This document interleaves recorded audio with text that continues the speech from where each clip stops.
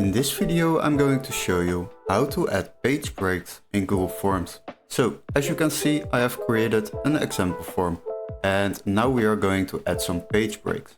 So if you scroll a little bit down, then you will see that this is the end of my form.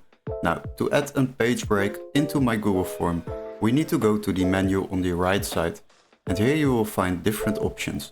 So the next step is of course to add a new section. We will click on that, and now as you can see, we can drag it all the way down. Now these questions will be displayed on a new page. As you can see, we have created section 2 out of 2, and let's say we would like to add a new section below this. So what we will do, we will add another section, and once you have done this, then you will see that there is a third section added.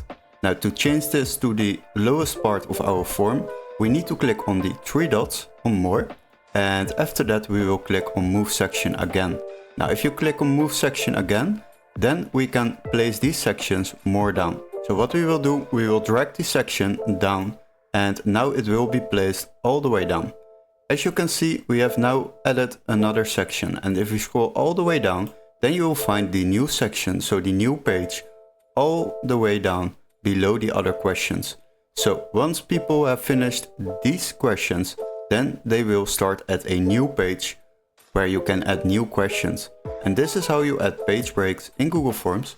Hopefully this video was helpful. Don't forget to like and subscribe, and we would love to see you in our next tutorial.